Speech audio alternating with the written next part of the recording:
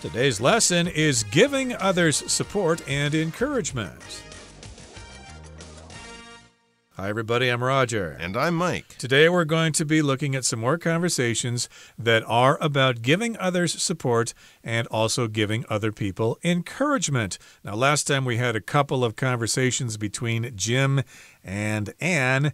In the first conversation, Jim needed some support. He also needed some encouragement because he was nervous about his presentation for his history class. And then the tables were kind of turned in conversation number 2. Here, Anne needed some support and encouragement. In this particular case, Jim was giving her compliments concerning her art project, which was on display in the hallway. He said, "Hey, you did a great job, and I really mean it." Yeah, absolutely. So that was really great for them to both help each other through a tough time and also to kind of celebrate each other for a success. Anne's artwork was so good, and Jim was really appreciating it in lots of different ways that will all be encouraging and nice for Anne to hear. Next, we're going to move on to 2 more dialogues today. The first one is about ensuring positive communications. So talking in a positive kind of way that uplifts both you and the person you are talking to. It's Jim and Anne again. Let's find out what's going on with them this time. 3. Ensuring positive communications. Jim approaches Anne after class and notices that she looks upset. Hey, what's wrong? You look upset. Yeah, I'm just frustrated. During group work, I said something I meant as a suggestion, but Ruben and Whitney thought I was criticizing their ideas. Really? That sounds tough. What did you say? I was trying to build on what they were saying, but I guess it came across the wrong way. That can happen. Maybe next time try using I feel statements. They sound less like blame. Good idea. And maybe try using friendly body language, like nodding or smiling, and asking some questions to make sure that you understand their ideas first before making any suggestions. Thanks. That really helps. 大家好，第一部分介绍形容词 frustrated， 指沮丧的、挫败的或是气馁的。例如 The passengers at the airport were getting pretty frustrated with the delays. 机场的乘客对班机延迟感到相当沮丧。或者 Joanne was feeling frustrated because she couldn't find her missing ring. Joanne 感到沮丧，因为她找不到弄丢的戒指。另外补充这个字的动词 frustrate, F-R-U-S-T-R-A-T-E, frustrate, 指使沮丧或是使灰心。找个例句The difficult puzzle frustrated the child. 这道难题使孩子沮丧。再一句 Learning Chinese frustrates Becky, but she says she won't give up. 学中文让 Becky 很沮丧，但她说她不会放弃。再来看到名词 suggestion， 表示建议或是提议。例如 I have a suggestion for what we can do this weekend. 对于这周末我们能做什么，我有个建议。或是Mrs. Harper gave some suggestions to improve our essays.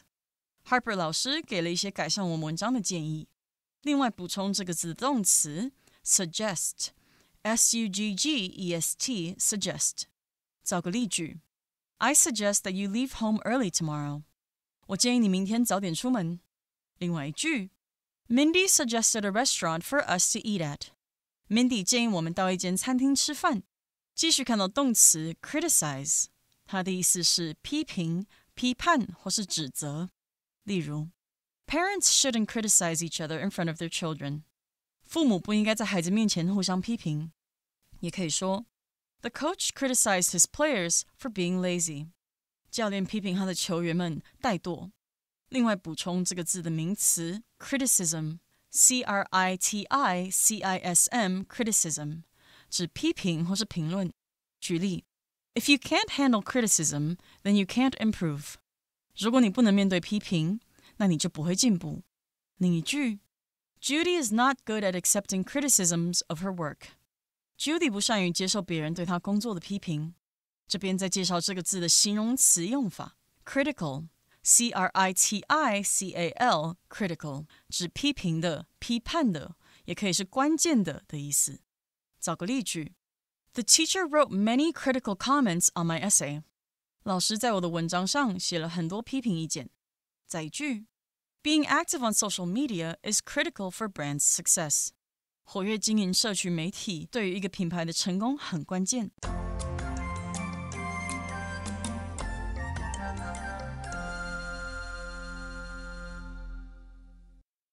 Okay, in conversation 3, we are ensuring positive communications. If you ensure something, you guarantee, you make certain that thing is going to happen. And yes, indeed, we want to have positive communications. In other words, we need to get things out in the open and communicate with each other instead of not saying things openly, and then we'll misunderstand things and we'll get mad at other people. And these things can happen sometimes at school or at work or whatever. In this particular case, though, Jim approaches Anne after class and notices that she looks upset. So maybe school has let out. She's in the hallway at her locker or whatever. And Jim sees her standing there and he notices that she looks upset. Something is wrong. She's sad about something. Sad, angry, frustrated. When you're upset, you're just not in a good mood. You're not happy. But it could be for a bunch of different reasons. So he kind of wants to find out because he clearly knows that something is not right. He says, hey, what's wrong? You look upset. You look unhappy. You look like something is bothering you. What is it? And she says, yeah, I'm just frustrated. Okay, well, yeah, that's a reason to be upset, to be less than happy. You're frustrated. You feel like what you're trying to do isn't working out. You feel like you're always meeting failure, even when you're trying to do your best work. It just doesn't work out. It could be bad luck. It could be bad planning. It could be because you made mistakes and you just kind of feel that those mistakes are making you want to quit or something like that. When you have failure, when you're expecting and hoping and have been working for success, especially if that happens again and again, that can be very frustrating. I feel frustrated, you would say, because this thing is frustrating. Learning this new language is hard and difficult. It's very frustrating, so I feel frustrated. Why does she feel frustrated? Right. Well, here she says, during group work, maybe in a class, they were working in a group of 4 or 5 students or something, I said something I meant as a suggestion, but Reuben and Whitney thought I was criticizing their ideas. This is kind of risky, of course, in group situations when you have a suggestion.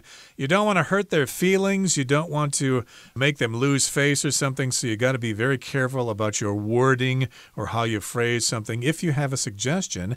And here a suggestion just means an idea that you have that you'd like to tell other people that you think they should do.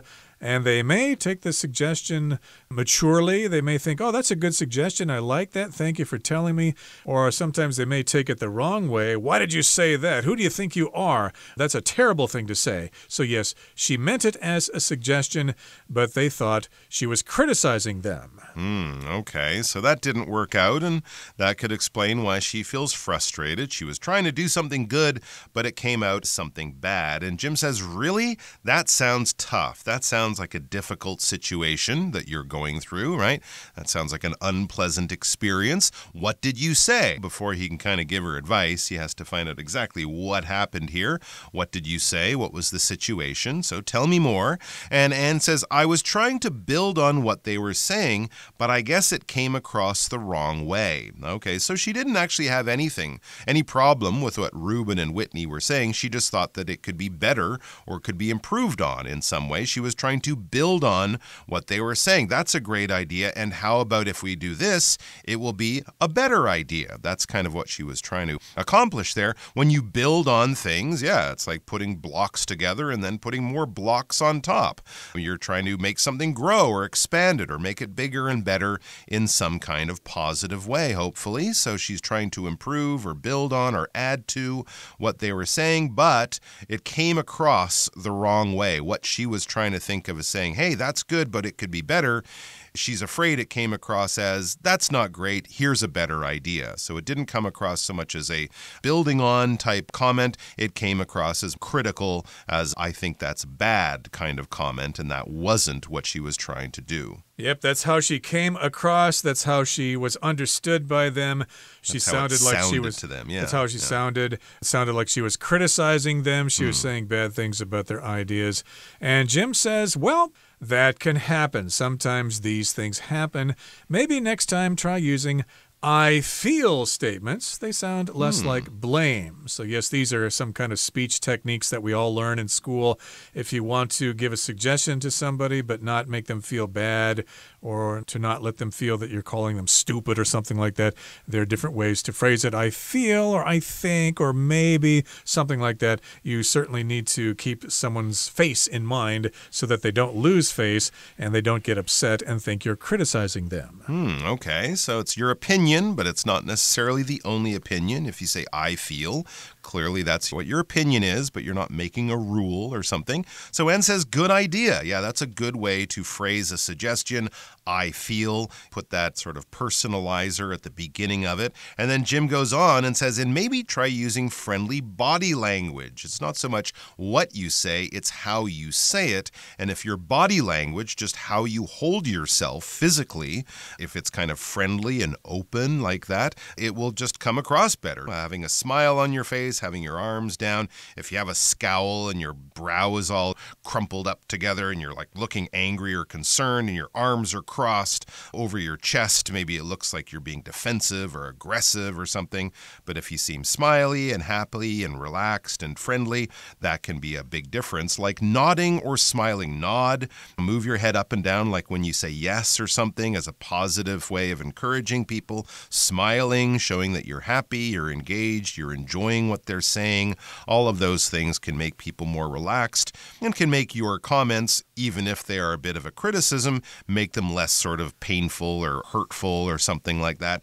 And he also says, ask some questions to make sure that you understand their ideas first before making any suggestions. That's a great point of view because sometimes you might think you understand what someone's saying, but you've missed some of the important little details, the nuance, we might say. So make sure you fully understand the full idea before you make any suggestions about how it should be changed, because maybe what you're going to suggest they already understand, but you just don't understand that they understand, because clear communication and clear understanding makes everything so much more efficient and easy. Yeah, don't worry about looking stupid if you don't understand what they said. Go ahead and tell them, I don't quite understand. Can you explain it to me again so I can understand it? And Anne says, thanks. That's good advice. That really helps. Thank you for the encouragement. Okay, that brings us to the end of conversation number 3. Let's move on to conversation number 4 now. We are supporting others through hard times. Now we have Jim talking to Kara, who is a new student in the school. She's a new transfer student. Let's find out what's bothering her. 4. Supporting others through hard times. Jim notices Kara, a new transfer student, sitting alone during lunch. Hi, mind if I sit here? Sure, go ahead. I'm Jim. You're new here, right? How are you settling in? I'm Kara, and yeah, I just started on Monday. It's been okay, I guess, but I really miss my old friends. I get that. I missed my old friends too when I moved here a couple years ago. It took time, but it got better. Yeah, that's good to hear. Hey, my study group meets in the library after school. It's a great way to keep up with classes and meet people. Want to join us? I'd like that. Thanks, Jim. 第二部分介绍名词 transfer， 表示转学生，也可以是转移的意思。可以说 The school accepted 5 new transfers at the beginning of the semester. 这学期初，学校接收了5位新转学生。又或者说 Many transfers face challenges adjusting to new academic and social environments. 许多转学生在适应新的学术与社交环境方面会面临挑战。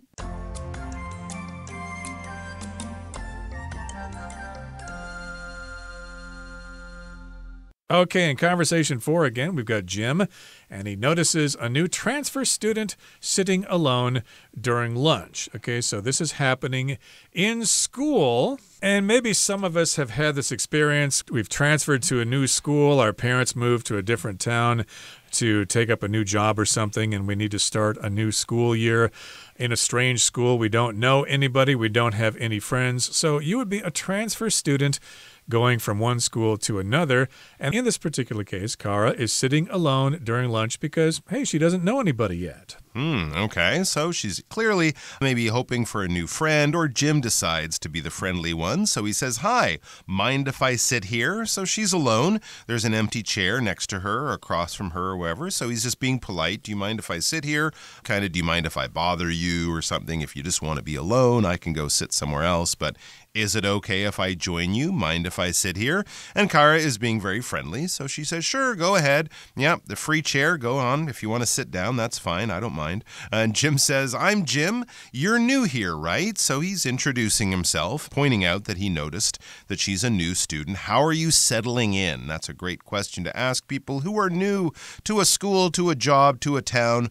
whatever it is. How are you settling in? How are you finding your first few days there? Are you getting comfortable? You're not saying this, but also the unspoken idea is, are there things that are a little difficult, a little challenging? Maybe I can help. But how are things going in your first new days in this new experience? Yep, this is very nice of Jim to approach her, and Kara says, well, yeah, I'm Kara. Nice to meet you. And yeah, I just started on Monday. I just started school on Monday. Again, I'm a transfer student. My parents moved to this town, and my dad has a new job or something like that, so I have to go to this school. I just started on Monday. She says, it's been okay, I guess. It seems that it's been okay, more or less, but I really miss my old friends or her old classmates. So again, this can happen if you transfer to a new school. Hey, you won't see your old buddies anymore. They're still going to another school, or maybe they themselves have transferred someplace else. And here you are in a new school, in a new environment, and you don't know anybody. She's still doing okay, but again, she doesn't really have any friends yet. Okay, but Jim says, I get that. I understand that. I've been through an experience like that. I can empathize, to use a nice fancy word. I can understand your feelings and emotions. I've had the same. I missed my old friends too when I moved here a couple years ago. So there you go. I went through the same thing that you're going through now just a few years ago. So I totally understand the emotions you're feeling and how you're going about this. It took time, but it got better, he says. So he's not kind of saying, oh, come on, it's going to be great. You should stop being upset. No, he understands she has a reason to be less than happy right now. She has a reason to feel like she's struggling a little bit, but he's encouraging her by kind of saying it gets better. It won't always be like this. Tomorrow's a new day, and you'll find in a few weeks from now, probably, you really enjoy yourself, and don't worry about it now because it will improve. It will get better. And Kara says, yeah, that's good to hear. So even just hearing that there was someone like her, Jim, who went through something like she did 2 years ago and how it got better for him, gives her encouragement and gives her more of a positive, hopeful mindset that, yes, that's true. It might be tough now, but that won't be the case forever. Okay, so here Jim, of course, is asking her how she's doing in her first days at school. And he's got another suggestion here. He says, hey, my study group meets in the library after school. It's a great way to keep up with classes and meet people. Want to join us? So here he's making a suggestion. He is a member of a study group. They meet in the library after school every day. I guess they don't participate in sports or things like that. This is what they do after school. They meet in the library to discuss their classes and things like that. It's a study group. They help each other with their homework and things like that. And in this particular case, he says, it's a great way to keep up with classes. If you keep up with something, you don't fall behind. You know what's going on in class. You don't feel lost. You don't hear things that the teacher says that you don't understand because you weren't in class or something like that. So yeah, it's a great way to keep up with classes, to be informed of what's going on in class, to be abreast with all the recent information. And it's also a great way to meet people. They have some new people joining the group all the time. We can socialize, and this is a great way for you to make some new friends. Do you want to join us? Do you want to participate in in our study group after school. And she says, I'd like that. Thanks, Jim. So that was very nice of him to invite her, to include her, and also to give her a potential new group of people to make friends with, right? So he's going to kind of bring her into his social group. This isn't something that he has to do. He's doing it because he wants to be friendly. And also, maybe when Jim was new there a couple of years ago, another student, maybe his friend Anne, was the one who kind of introduced him to her friends. So he's kind of passing on the good nature, paying it forward, as we might say, I've had people do a good turn for me or be nice to me in the past. I want to try to do the same thing for another person now. So want to join us, not only, of course, to get the benefits of the study group, but also maybe more importantly, but unspoken, he doesn't have to say this is a good way for you to make some new friends. I'm sure my friends will like you, and pretty soon you'll have a whole new gang at the new school, and you will feel like you fit in, and all of these difficult times at the beginning, like you're going through now, that will all be forgotten. So Kara says, I'd like that. So yes, I would definitely like that. Thanks for the invitation. Sounds like she is happily going to accept that invitation, and she also says, thanks, Jim. Not only for the invitation to join the study group, but also just for taking the time to come over, to sit down, to talk to her, to find out how she's feeling, and to see if there is any way that he can make her life better. It seems he's accomplished it, and it sounds like this is a new friendship will hopefully blossom as time goes on. Indeed. So we have talked about giving others support and encouragement. Hopefully you can do the same. And now it's time for Henny.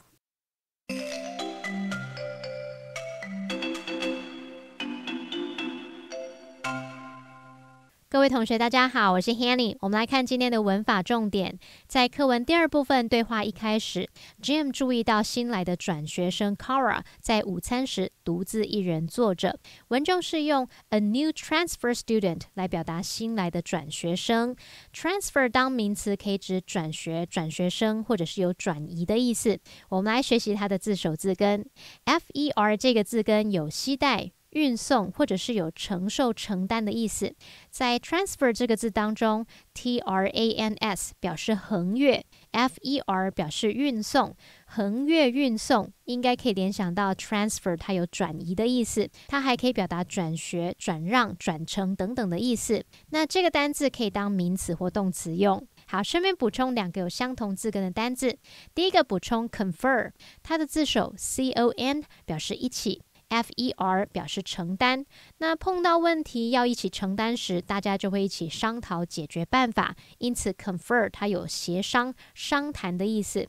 如果在后面加上名词字尾 ENCE， 就会得到名词 conference， 表示会议、研讨会。第二个补充 suffer， 它的字首 SUF 是来自 SUB， 表示在下方。FER 有承担、承受的意思。那在下方承担，可以想象那种忍受、负荷的画面。用这个方式，也许可以联想到 suffer 它有受苦、受折磨的意思。好，对话里面的 Jim， 他先征求 Kara 的同意，让他坐在他附近。那接着他自我介绍，并问 Kara 说 You're new here, right?How are you settling in? 你是新来的对吧？你适应的怎么样呢？好，句子里面他用到 settle in 是表达适应，像适应新环境，或是表达安顿下来。这个片语可以用来表达像搬到新的住所并安顿好，或者是开始适应新工作、新生活、新的学校、新环境等等。好，我们顺便补充几个跟动词 settle 有关的片语。第一个补充 settle down， 它可以表达使什么安静、平静下来，也可以表达成家、跟伴侣定下来。例如 I thought he'd never settle down and get married. 我还以为他永远不会定下来呢。好，那么第二个补充的是 settle upon 或者是 settle on， 它可以表达选择、选定，通常是指经过一番思考后所做的决定。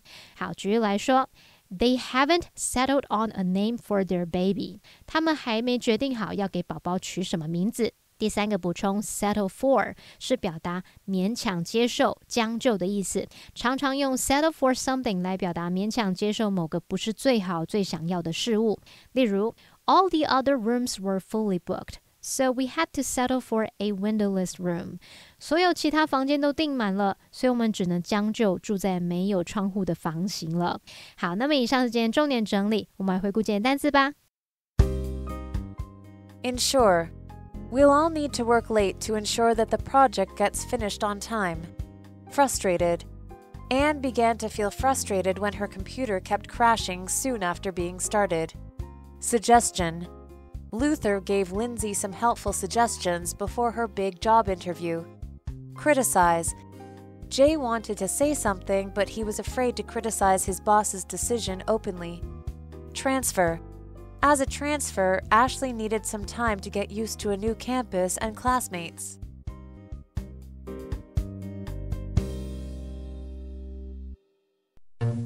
Well, that brings us to the end of another edition of our program, and please make sure you join us again next time. From all of us here, I am Roger. I am Mike. See you next time.